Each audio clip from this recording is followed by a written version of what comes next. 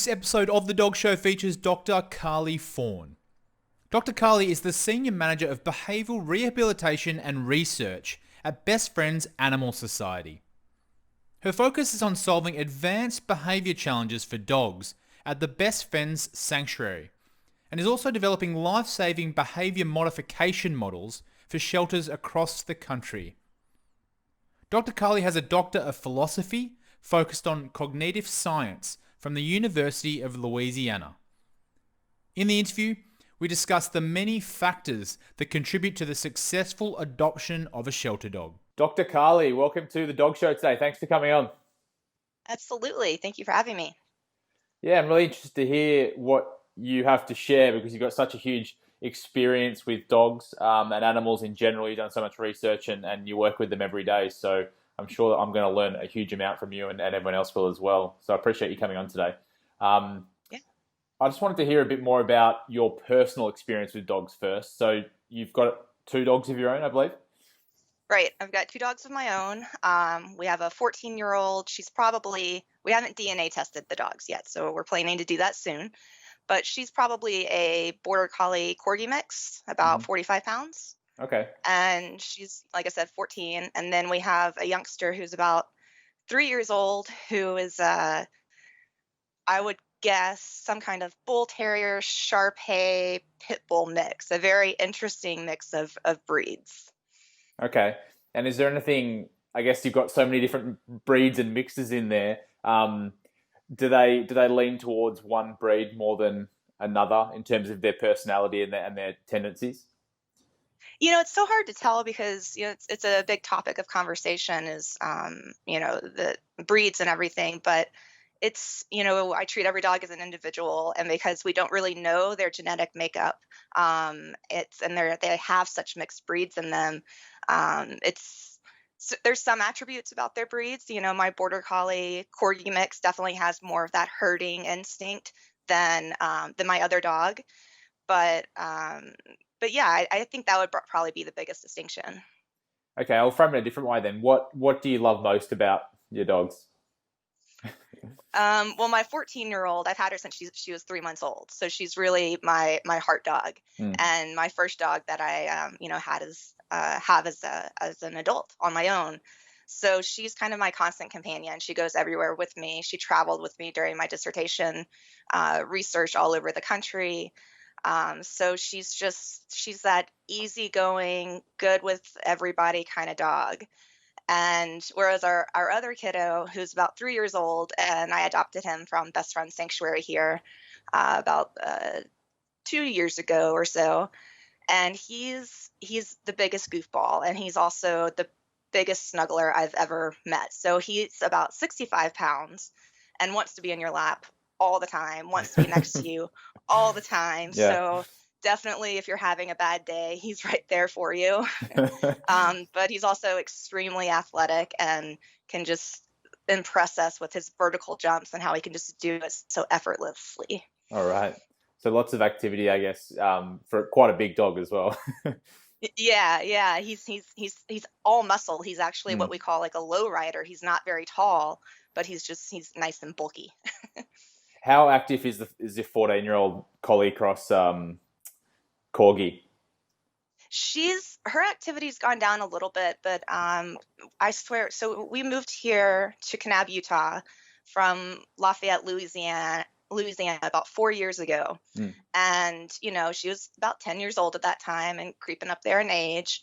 And this apparently is her dream environment, the desert, and just running and chasing the lizards and hiking. We've always been avid hikers, but she still is very active, but I have to tell her to slow down because she thinks she can do more than she can.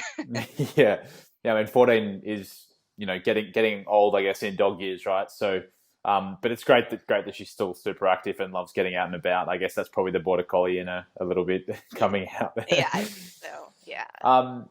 So you've got a really extensive background with animals in general, but also more specifically dogs. Can you share how you ended up working in the Best Friends Animal Society? What led you there? Yeah, I was originally going to be a primatologist and was a primatologist for some time. So my PhD is in cognitive science with a focus on animal behavior and cognition. And I've worked with non-human primates, dogs and cats since 2007 or so. So all through my undergraduate and graduate careers, not just from the literature perspective, but working in a variety of shelters and learning about how to collect various research in shelter environments and primate sanctuary environments. And when I moved on for my PhD to Louisiana, I was deciding between, do I want to focus on dogs or do I want to focus on chimpanzees? And for my dissertation, I decided I'm going to focus on chimpanzees and go study with a specific primatologist in Louisiana. However, I never lost focus of working with dogs and cats and immediately jumped into working with a rescue there. And they're called Acadiana Animal Aid. Okay. And that's honestly when I really learned about Best Friends Animal Society, because Best Friends has, thousands of network partners, shelters and rescues across the country, and Acadiana Animal Aid was one of them. So that was really when I learned about Best Friends, and was really able to apply my scholastic knowledge in an applied way and working with the dogs. I worked with the cats as well, but I was more on the dog side. There's just more challenges that came up behaviorally for me to learn more about training. And so I really took on that role, played almost every role in that organization, and eventually became executive director my last semester of my PhD. But during those 3 years or so where I was director of that rescue was when I became really close with Best Friends. And they sent out some of their trainers to work with us. We co-hosted nice workshops for network partners in the area. I went to their conferences and just really started building relationships with with various people within the organization. So initially, when the Dogtown manager position became available, I jumped right on that. I wanted to join this mission, this movement, and be a bigger part or a different part of the movement. And so I quickly applied for that. It was sad to leave my family, my animal and work family at Acadiana Animal Aid, but I've already learned so much from them. And I was executive director, and I really wanted to step back, and I felt like I kind of gone a little too fast, and I wanted to step back to really get back into the hands-on work with the animals and focus on that. And the Dogtown manager position seemed appropriate. And long story short, I got that position, and then I've been with Best Friends for almost 4 years, and now I'm the senior manager of behavioral rehabilitation and research. So I'm really able to take everything I've learned from working in Louisiana to my graduate studies and conduct some applied animal behavior research. So your role at the moment, that behavior rehabilitation role, what does that entail? Like, what's the day look like for you at the moment? Yeah, so I have typically we would have a team of two trainers or so, but right now we have one. And so we have we just revamped our behavior program. There's behavior training happening all across it's the area called Dogtown at the sanctuary here, and it's divided up into a variety of different areas.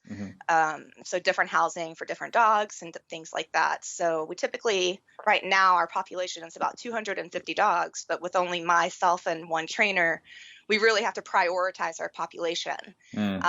So we have a new program that it's called right now the Advanced Behavior Program, that's based in one building of Dogtown. And what we do is we decide with the Dogtown team and leadership, which dogs really need that focused training, really need that training every single day, sometimes multiple times a day, to help them overcome whatever behavior challenges they might be presenting, and of course increase their adaptability with the goal of getting them into a home.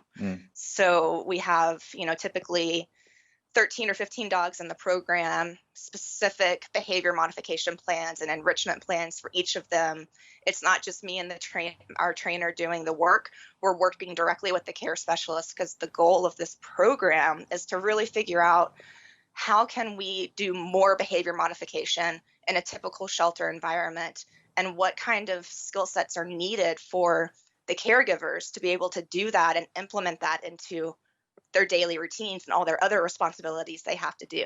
Mm. So I spend a lot of time with that program, overseeing it, and then so that's the behavioral piece of it. Yeah. So yeah, it's all about relationship-based training and really looking at dogs as individuals, and we're not just working with them in the building, we're really proofing their behaviors with other people on site at the sanctuary. So a lot of the dogs have what we call stranger danger, difficulty meeting new people. And so they can become and build relationships with us, but we're not the ones taking them home, right? So we need to teach them to generalize their skills, not just to other people, but other people in different contexts. So we'll come to bring the dogs to town and see how they react to different situations. We use a hotel room to kind of give them a more home-like environment and see what behaviors are going to present, how well they can generalize what we've taught them at the sanctuary into a home-like environment. Yeah, interesting. So you've got your hands full, I think. A little bit. Yeah, it's fun though. I'm intrigued to hear a bit more about how Best Friends kind of operates. You got 250 dogs there, which is, a lot of dogs to handle. I mean, how many? Because I guess one of the great things about Best Friends is that it's a no-kill sanctuary. How many of those dogs? Are they all a range of different ages? How many of them are you actually finding homes for? And how does that all work? Yeah, so it's all ages, all ranges, all breeds, all sizes, everything in between. We do have some dogs that right now we deem as sanctuary only, and probably not adoptable unless they were to go home with one of our staff members. But those are things that we're always working on. So it's been interesting. I'm going to bring up COVID because our operations had to change so much. And transport stopped, so our intakes kind of slowed down and things like that because we bring in transports from all over the country. So there was a pause for that for some time for safety reasons, obviously, because of COVID. But our population is typically normally around 350 or so. And so what happened was our really easy to adopt dogs were just flying out the door and flying into foster homes. And we were actually able to then spotlight some of our other dogs that have kind of minor challenges, minor jumpy, mouthy behaviors, some impulse control, sometimes difficulty meeting strangers or leash reactivity. And when you see a dog that has one or more of those kinds of challenges, even if they're minor, but then you see this other dog that doesn't have any of those challenges, it's easy to pick that other dog. So when our population changed and we were able to spotlight these longer time residents, we've seen just an amazing uptick in adoptions for our longer time residents. Well, that's a good thing, I guess. I was interested to see because, you hear so much about adoption and people getting puppies a lot more during because they're at home and locked down during what's going on in the world at the moment. I didn't think that it would open up the opportunity. Therefore, you can kind of focus a bit more energy on, I guess, the more difficult or more troublesome dogs. Yeah. I mean, we were just as surprised. Yeah, we were, and I think it really just goes to show also though how well the Dogtown team works across the board. It's not just me and the trainers or the behavior program. Everyone is working and training across the board with their dogs, and it just goes to show how far that hard work can go. I mean, dog behavior is complex, right? It's not an easy topic to understand as a dog owner, or I'm sure a lot of new dog owners especially aren't quite across exactly how to understand dog behavior. So how do you educate new adopters right about dog behavior and what they should be looking for? Yeah, it's a good question. When we're talking with adopters, we want to learn about their lifestyle and what they're looking for and what kind of companionship they're wanting. So it really is about finding that right match. So we're going to talk to them about that's the first thing, the lifestyle and what they're looking for, what age, what breed, potentially what size, things like that. But it's all again about understanding the dogs at the individual level And I think the most important piece when we're going through that coaching with adopters and even fosters is teaching them about canine body language. It's the most important thing, because for the whole household to understand, and there are some really great resources out there for, catered to children that's more intriguing for them to learn about dog body language and when to stop and when to go and things like that. So I think that's the foundation of what's most important for adopters to learn about, because it's not just, they're like us. They have different personalities. They have different likes and dislikes. Every dog is not the same. And, oftentimes people will kind of want to get a dog that they've had in the past, or a dog that's similar to another dog that they've met. And that's definitely possible. But you need to pay attention still to that dog's body language all the time, not just when you're at home, when someone's coming in the house. If you want a dog that's going to go out for patio dining with you, we need to know that so we can set you up for that success. I think it's actually tricky as well. One thing I notice is a tendency of owners is that they almost treat the dog sometimes like it is a human, but they're quite different and as you mentioned, like understanding the body language of dogs. I mean, most people that haven't had a dog before, or even maybe people that have had dogs before, wouldn't have a clue about what each thing a dog does means. They're probably looking at it from a human lens, which is totally different. Yeah, absolutely. Yeah, and understanding that, kind of setting your expectations on who that dog is and what you want. Again, we can lay it all out and we can set up a really great match. But again, paying attention to who they are in different situations is so important. And I think another big piece that I talk about all the time is that mental enrichment and exercise is just as important as physical exercise. So, I would say a typical dog owner, goes to work, comes home, walks their dog in the morning, walks their dog in the evening, and that's great. But we need to give them more if that individual yearns for more. Some don't, but it's really important to figure out what kind of toys they like, if they will engage with food puzzles, food dispensing toys. So really catering to who they are, both at the individual level, but at the core of being a dog. They need to, we need to teach them how to live in our human world and teach them how to express themselves appropriately. So if we have a dog that wants to dig a lot, that's a natural behavior for them. That's not a negative behavior. It could end up being, if it's obsessive or something, a stressful behavior or a coping mechanism, and that's something we would want to look into. But I have one dog that is a digger, personally, and we've just taught him, this is where you dig, and you don't dig here. So we're just reinforcing him, giving him positive encouragement when he's digging in the places we want him to, and when he's digging in other places, we call him back to us and work on that recall. Yeah, I think you've got the benefit of, being able to teach those behaviors based on your experience and all of that kind of stuff. For potentially a new dog owner, or someone who's adopting a dog from best friends or another shelter, what kind of questions should they be asking the shelter? And I guess from your perspective as the sanctuary or another shelter, how much are you actually assessing the owner as well? Yeah, that's a really good question. We really embrace open adoptions, and we don't want to judge anyone based on appearance or anything like that.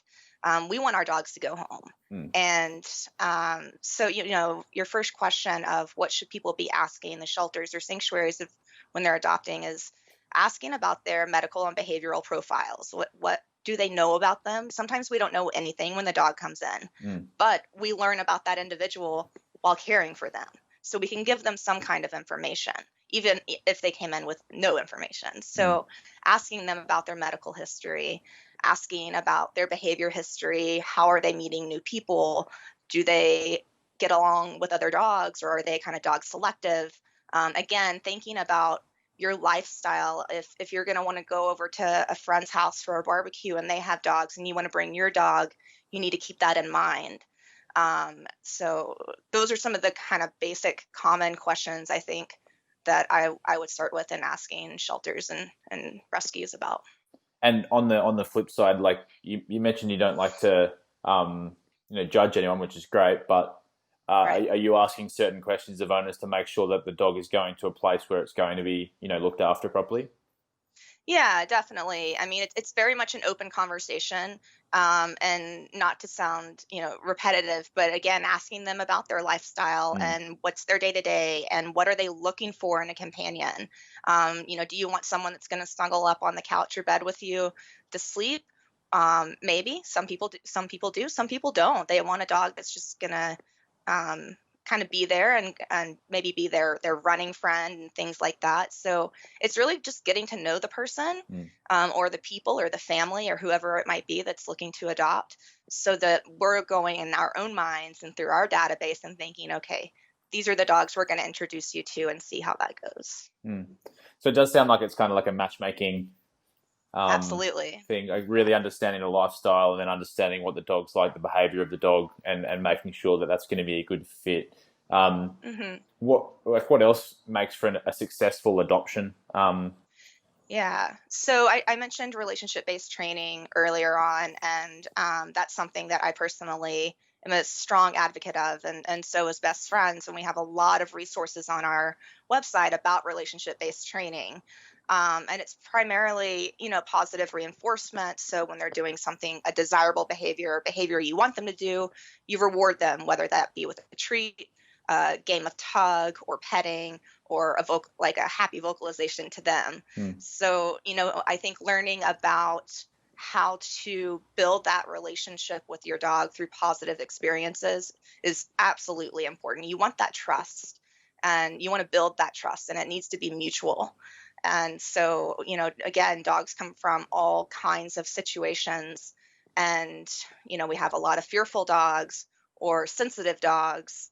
And so, again, understanding that body language Mm. and learning how to incorporate some really simple relationship-based training would be critical, as well as some enrichment for them.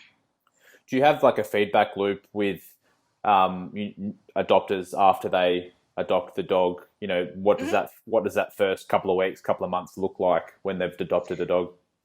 Yeah, so we typically do like a 2-day, 2-week, 2-month, or 3-day, 3-week, 3-month follow-up. Mm. And myself and our trainer, like if there's any behavior challenges that come up, then they'll introduce them to us, and we'll do some virtual consults and talk through any behavior challenges they might be having.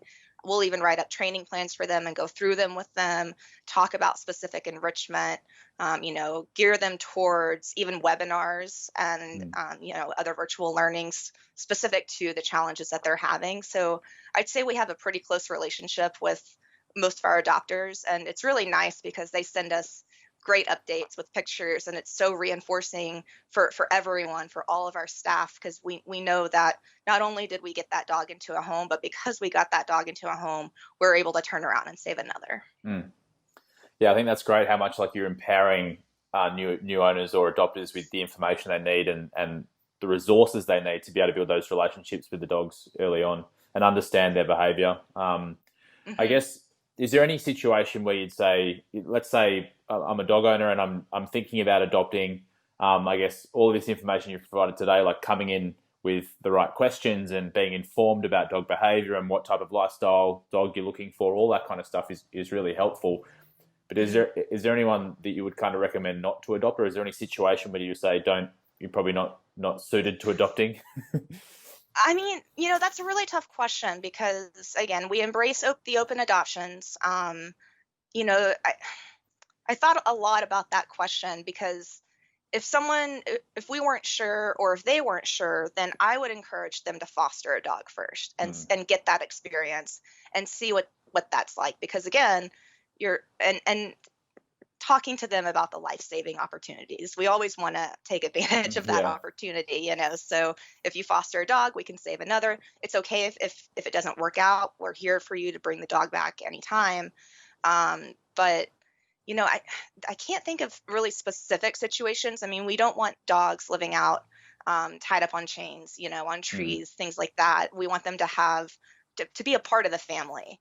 And so that's a big piece of it.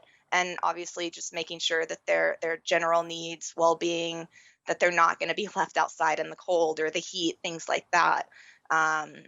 If they're working long hours, then talking to them about having someone pop in and take the dog out for a potty break, So it really becomes a coaching opportunity and a learning opportunity in the typical situations where you might think, oh, I wouldn't adopt to this person for this reason. That could be a valid reason, but it's an opportunity to teach and educate as well. Yeah, that's interesting. And I like that you brought up the fostering thing as well. I think that could be a good way for, if someone's a bit unsure, make sure that they're educated and they have all the right questions and all that kind of stuff. But maybe just give it a go and help. It's also helping out the shelter, so it's a good relationship there, and they'll probably Definitely. fall in love with the dog anyway. So yeah, exactly. It usually goes that way. Yeah. Great. Well, Dr. Carley, thanks so much for all the great tips you've shared today about adopting dogs and all the amazing things you're doing at Best Friends Animal Society. I was going to say shelter. It's not shelter.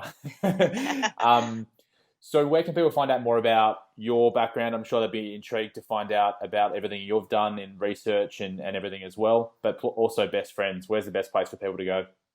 So for Best Friends, just go to the main website, bestfriends.org. For me, I'm on different profiles like ResearchGate and things like that. Okay.